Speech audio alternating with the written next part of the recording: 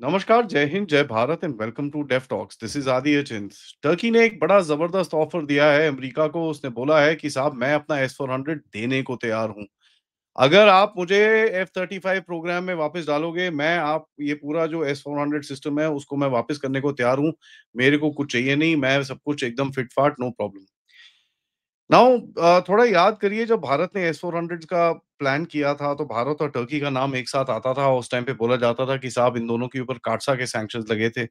भारत को तो खैर कुछ हुआ नहीं, टर्की के ऊपर थोड़े बहुत सैंक्शंस लगे थे और as a matter of fact उनका जो F-35 का प्रोग्राम के अंदर घुसने का पूरा प्लान था, वो जाके कचरे के डिब्बे में जाके गिरा। ना यहाँ पर टर्की के यहाँ तक कि F-16 के भी स्पेयर पार्ट्स काफ़ी काट रखे थे और जब तक वो अभी मिला नहीं था डोनाल्ड ट्रम्प से, तब तक तो इसको स्पेयर पार्ट्स भी नहीं मिल रहे थे और काफ़ी इसको इश्यूज़ भी आ रही थी।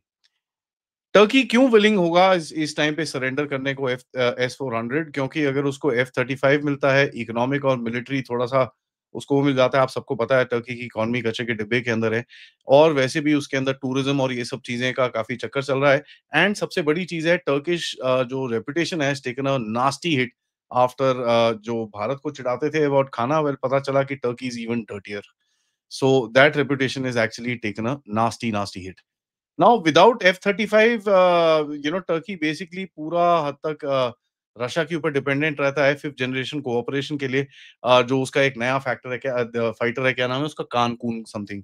एंड थोड़े टाइम पहले हमको ये भी पता चला था कि उसको जो जीई के इंजन्स मिलने वाले थे, वो भी उसको मना कर दिए कि नहीं भाई साहब, आपको ये इंजन्स नहीं मिलेंगे।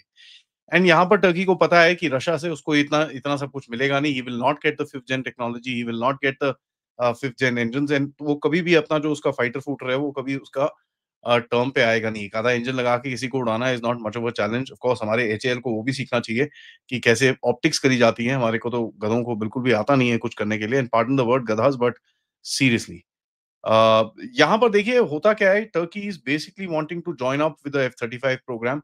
सबसे बड़ी चीज़ क्यों है? क्योंकि उसके नेबरहुड में इज़राइल के पास F-35s हैं, सऊदीज़ के पास F-35s हैं, ग्रीक्स के पास F-35s आने वाले हैं, आ गए हैं already. And he feels like वो एक एयर पावर इंडेक्स के अंदर उसका इतना नंबर नहीं है, तभी उसने, अगर आप देखेंगे कि काफ़ी एक ड्रोन इंडस्ट्री बड़ी खड़ी करी है so that he can actually compensate. Erdogan को एक और चीज़ दिखती है कि भैया रशिया ना उसको लगता है यार काफ़ी वीक हो गया है और वो एक कोशिश करता है कि कहीं न कहीं वो एक उस पोज़ीशन का एडवांटेज लेना चाहता है। नाउ अगर आप देखें कि रशिया और टर्की के बीच में थोड़े से टेंशन्स भी आ रहे हैं बिकॉज़ ब्लैक सी के अंदर और यूटेनल स्ट्रेट्स के अंदर में वहाँ पर जो भी रशिया के जो टैंकर्स हैं उनके ऊपर आग लग रही है, उसके ऊपर जो अटैक्स हो रहे हैं, there are a bit of tensions and थोड़े टाइम पहले हमने एक और चीज़ रिपोर्ट करी थी अपने चैनल के ऊपर कि टर्की का एक टैंकर जो था, वो यूक्रेन के अंदर खड़ा हुआ था, उसको वहाँ पर भी उसको बस्ट किया गया था and that created a huge Tamasha as well. So and the सबसे बड़ी चीज़ क्या है कि टर्की का जो एक सेफ्टी नेट है विद रिगार्ड्स टू नेटो, जहाँ पर अगर वो किसी रीजनल पावर से पंगे लेता है, at least he has that umbrella. S-400 के साथ क्या होगा? 3-4 चीज़ें हो सकती हैं यार। एक तो अमेरिका उठा के ले जाए, ठीक है? अमेरिका उठा के ले जाए तो भैया Russia will not accept it. And जिस तरह से आप सबको पता है कि रशिया इनके साथ बिहेव करेगा, वो बड़ा क्लियर नहीं है। बट देखिए America can pick it up. Mechanism क्या होगा उसके अंदर? Turkey basically gives up the control, US अंदर आता है और एक टेस्ट साइट में उठा के ले जाता है। उसके अंदर पूरे एल्गोरिदम्स को ये सब चीज़ें करता है, उसका पूरा ताम-झाम ऊपर-नीचे सब कुछ कर देता है। अमेरिका के लिए ये सबसे आइडियल आउटकम है और टर्की का नंबर-वंबर भी बढ़ जाते हैं और कहीं न कहीं उसको एक बड़ा एक इनफ्लो भी मिल जाता है into NATO and Donald Trump को एक बड़ा मोटा वो 150 ग्राम का मक्खन का पीस जाके वो दे सकता है। दूसरा ऑप्शन हो सकता है कि वो ट्रांसफर हो जाए एक फ्रेंडली थर्ड कंट्री को। अब ये फ्रेंडली थर्ड कंट्री कौन-सी है? It can B Azerbaijan, it can B Qatar, it can B Pakistan, it can B Egypt, it can B Libya. कहीं पे भी जा सकता है ये चीज़। अब वो रशिया के बिना ये चीज़ करना बड़ा मुश्किल है। जैसे मैं पहले में बताया, I didn't take the name of Russia. Russia के बिना ये सब टर्की कर नहीं सकता। If Turkey thinks that he can give the S-400 to America without you know Russian retaliation, तो फिर उसको थोड़ा-सा अपना थोड़ा मैं रिकमेंड करूँगा किसी मेंटल हॉस्पिटल में जाके चेक वेक कर ले, because there is no way something like that will happen. Now candidates अगर वो जैसे किसी को ट्रांसफर करता है तो candidates must satisfy Washington of all the people, ठीक है? टर्की को कोई हॉस्टिलिटी नहीं होनी चाहिए उसके साथ। So there rules out any other country here and there.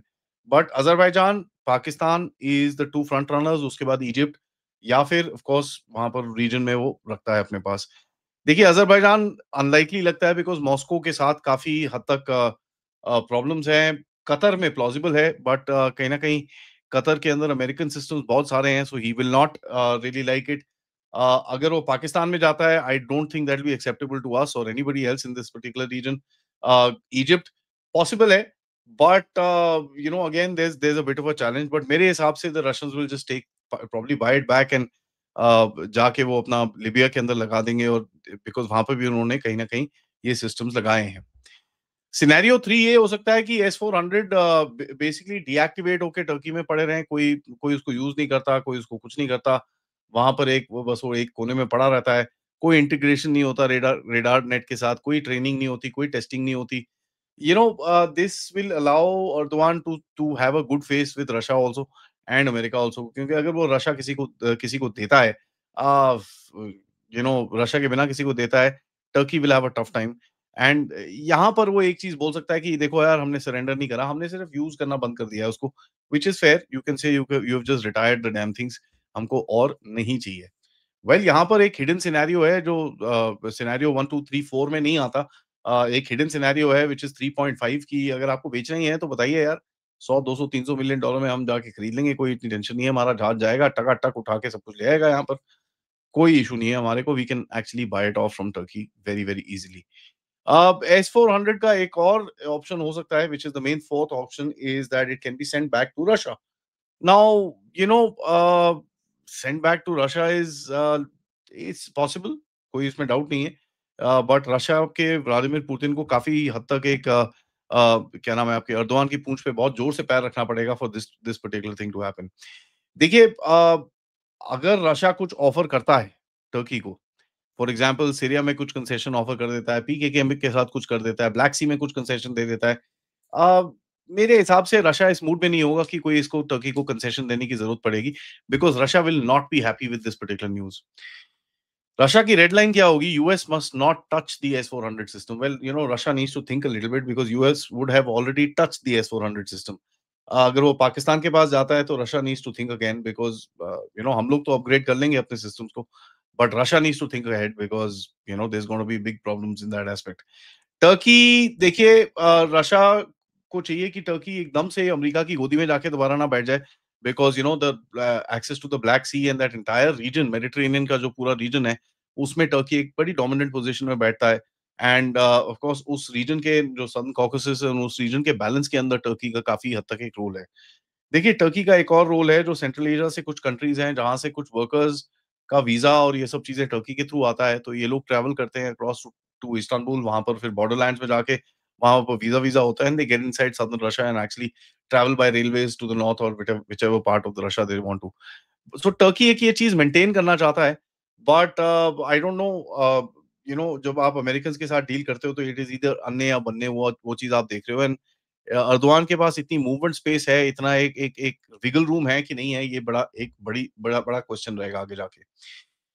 देखिए, वॉशिंगटन को ये बड़ा इंटरेस्टिंग लगेगा कि भई पूरी तरह से अगर टर्की और रशिया का एक लिंक टूट जाए, एंड आपको याद होगा कि टर्की एक गैस हब बनने की कोशिश कर रहा है, वेयर जो टर्क स्ट्रीम पाइपलाइन के साथ एक और पाइपलाइन लगा के वहाँ से गैस लाके they want to supply that gas, वही थोड़ा साफ-सूफ करके उसको यूरोप को बेचने की पूरी कोशिश चल रही है। एंड ये जो गैस यहाँ से भी आ रही है आपकी अज़रबैजान से, वो ट्रम्प कॉरिडोर के होते-होते, अर्मेनिया के थ्रू होते-होते, it also comes into Turkey, जहाँ से वो चीज़ करना चाहता है। So Turkey has that particular interest and कहीं न कहीं वो अपने आप को बैलेंस करने की कोशिश करेगा। अमरीका देखिए, अमरीका is a weird this thing, I don't know whether they want to get interested in this और नॉट। बट एक चीज़ बड़ी क्लियर है, they would want Turkey to buy the F-35 so that Europe का जो सदर्न फ्लैंक है, ये black Sea के अंदर some amount of F-35 is available in that reason.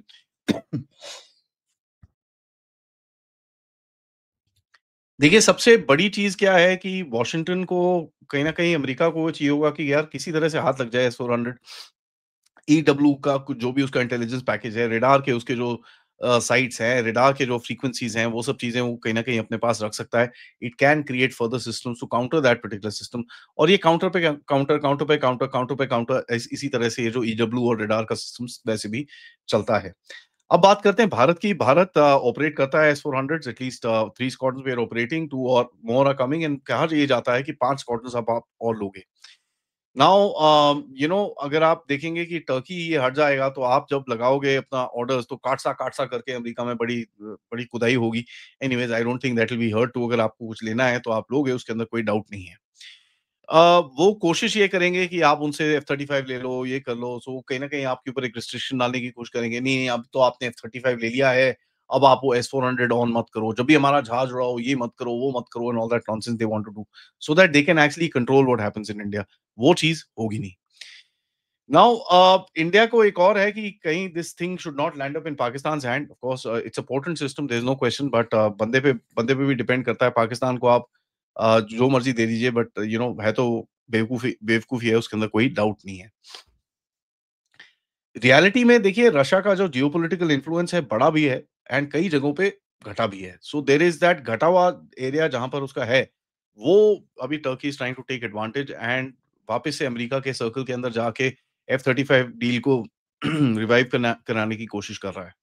And Turkey ये चीज़ करेगा बिकॉज़ अर्दोग़ान आपको पता ही है किसी का कोई सगा नहीं होता एंड किस तरह से वो चीज़ें करता है वैसे भी इस दुनिया के अंदर, that's well known to everybody. तो I am sure Vladimir Putin will be looking into this, क्या क्या ये सडनली डील हुई है and I don't think Russia की तरफ से कोई फाइटर या फाइटर इंजन का कोई ऑफर इनको टर्की को मिलेगा, but they will probably back channels में एर्दोगान को बताएंगे कि boss don't even think about doing something like this because it will not be acceptable.